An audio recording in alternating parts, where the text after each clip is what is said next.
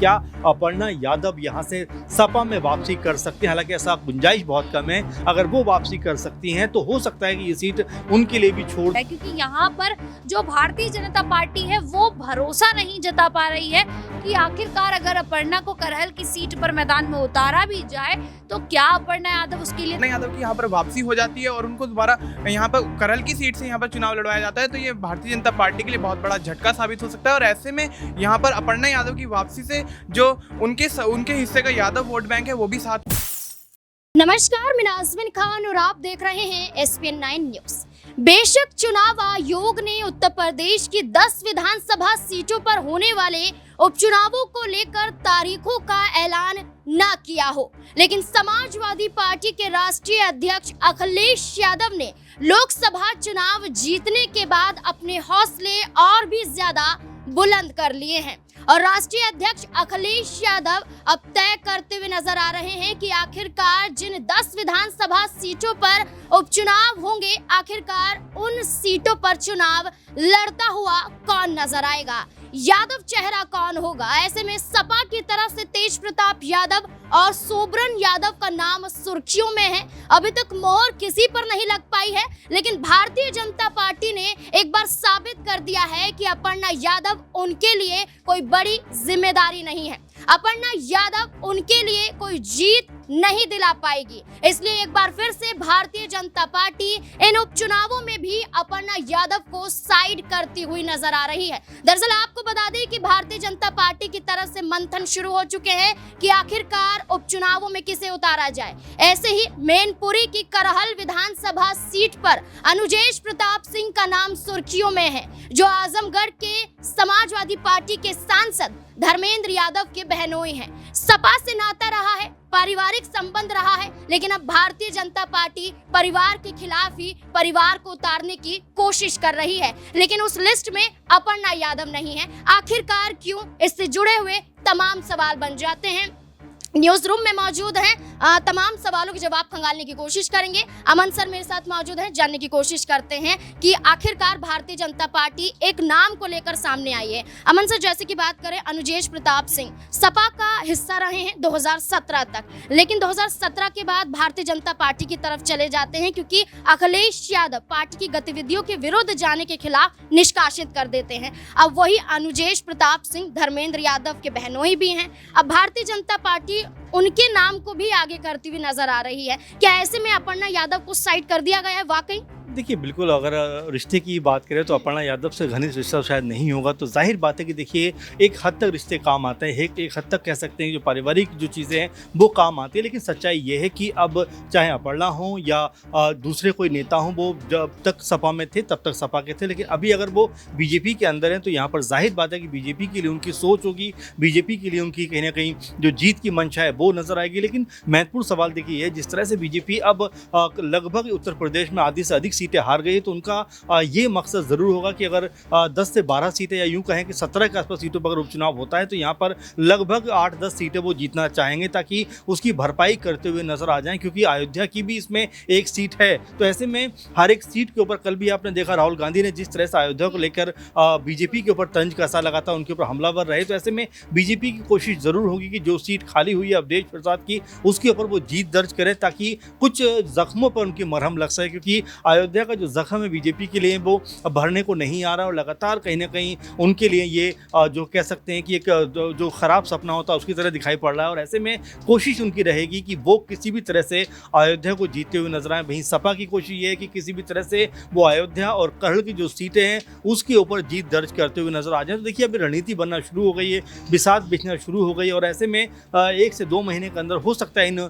जो कह सकते हैं उपचुनाव है वो उसकी तारीखों का ऐलान यहाँ पर होता हुआ नजर आए, चुनाव इसमें होता हुआ नजर आए। हो सकता है हिमाचल के हरियाणा के जब चुनाव होंगे उस वक्त ही कह सकते हैं सबके चुनाव साथ में होते हुए दिखाई पड़े। तो अभी इसको लेकर तमाम जो स्थितियां वो स्पष्ट नहीं है, लेकिन हाँ ये तो तय है कि चुनाव होगा और जल्दी होने वाला है। तो ऐसे में सपा हो या बीजेपी हो या इंडिया गठबंधन हो, एनडीए हो, सब मिलकर ये प्रयास कर रहे हैं कि उनकी पार्टी को यहाँ पर सबसे अधिक फायदा होता हुआ नजर आए। जी बिल्कुल सर, अगर हम करहल विधानसभा सीट की बात करें तो यहाँ पर यादव समुदाय ज्यादा नजर आते हैं। 1.25 लाख के करीब यादव समुदाय हैं। ऐसे में अखिलेश यादव ने यही कोशिश की है कि यादव चेहरा ही होना चाहिए। तेज प्रताप यादव का नाम भी सुर्खियों में है, सोबरन यादव का नाम भी सुर्खियों में है। क्या एक बार फिर से तेज प्रताप यादव को मौका मिल पाएगा या हर बार की तरह साइड कर दिए जाएंगे? देखिए, बिल्कुल तेज प्रताप भी बड़े नेता हैं और जाहिर बात है 2014 में उन्होंने मैनपुरी चुनाव जीता हुआ भी है। तो ऐसे में ये नहीं कहा जा सकता कि उनको सपा जो दरकिनार करेगी। देखिए, हर कह सकते किसी के लिए एक अलग प्लान होता है और ऐसे में तेज प्रताप यादव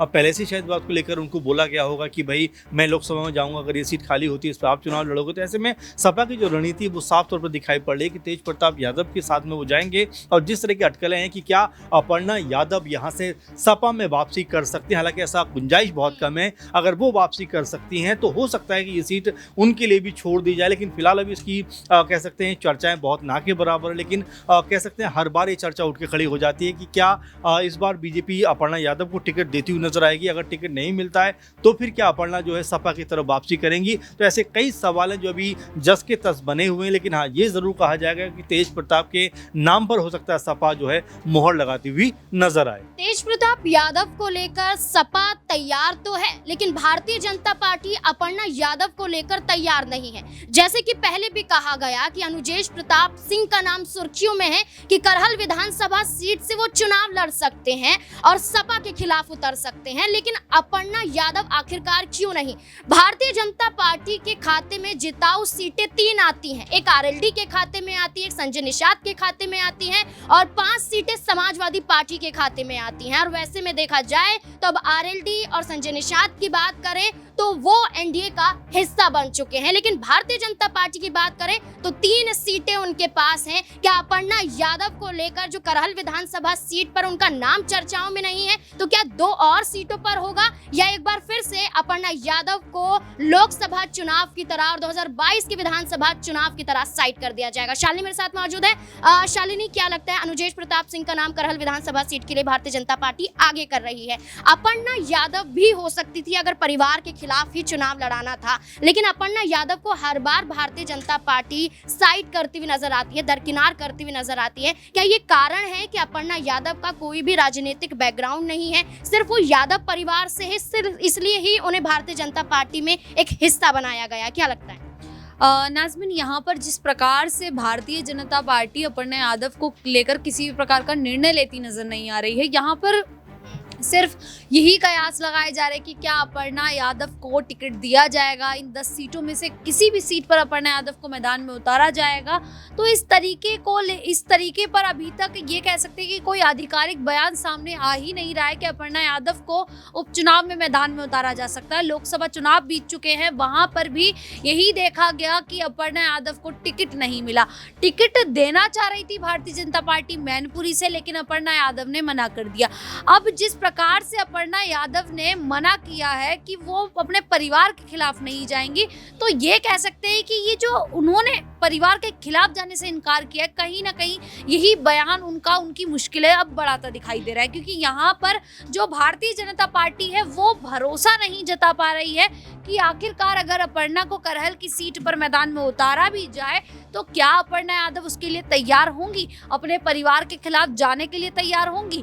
तो ऐसे में यही कहा जा सकता है कि भारतीय जनता पार्टी यही एक कारण हो सकता है जिसकी वजह से वो अपर्णा यादव पर भरोसा नहीं जता पा रही है और उन्हें किसी भी सीट पर टिकट भी नहीं देना चाह रही है। देखिए, बिल्कुल अपर्णा यादव को लोकसभा से लेकर विधानसभा चुनाव तक भारतीय जनता पार्टी ने एक भी मौका नहीं दिया, बल्कि समाजवादी पार्टी में रहते हुए लखनऊ की कैंट विधानसभा सीट से चुनाव लड़ती हुई नजर आई थी, लेकिन हार का सामना करना पड़ा था। लेकिन अपर्णा यादव को लेकर सपा महासचिव शिवपाल यादव एक बड़े संकेत देते हुए नजर आते हैं। शिवपाल यादव कहीं ना कहीं अपर्णा यादव को लेकर ये दर्शाते हैं कि वापसी हो सकती है, लेकिन क्या जरिया यहाँ पर शिवपाल यादव बनते हुए नजर आएंगे, ये भी एक सवाल है। मनीष मेरे साथ मौजूद है।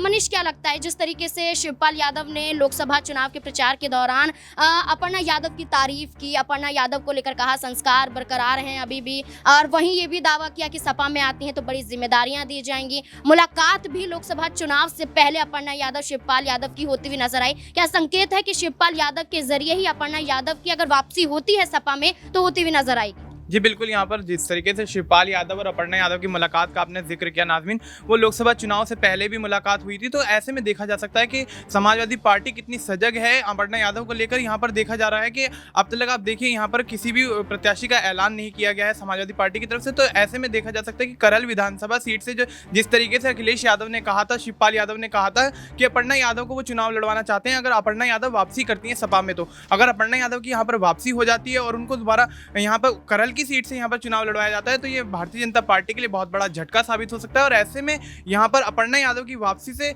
जो उनके हिस्से का यादव वोट बैंक है वो भी साथ में उनके आएगा। और ऐसे में देखा जा सकता है समाजवादी पार्टी को एक नई मजबूती अपर्णा यादव की वापसी से मिल सकती है। देखिए बिल्कुल, अगर हम बात करें कि भारतीय जनता पार्टी के साथ 2002 में करहल विधानसभा सीट से ही सोबरन यादव चुनाव लड़ते हुए नजर आए थे, लेकिन सपा में चले जाते हैं। अब दोबारा चुनाव लड़ने की चर्चाएं हैं। और वहीं दूसरी तरफ सपा का हिस्सा थे अनुजेश प्रताप सिंह, भारतीय जनता पार्टी में चले जाते हैं तो उनकी करहल विधानसभा सीट से चुनाव लड़ना कहीं ना कहीं तय माना जा रहा है। अब देखना होगा कि आखिरकार भारतीय जनता पार्टी परिवार के खिलाफ परिवार को ही उतारती है और उसमें क्या अपर्णा यादव का नाम नहीं होगा। अगर अपर्णा यादव का नाम नहीं होगा तो क्या कोई बड़ा फैसला लेती हुई नजर आएंगी। इस पूरे मुद्दे को लेकर क्या है आपकी राय, कमेंट सेक्शन में जरूर बताएं। देखते रहें SPN9 न्यूज़। धन्यवाद।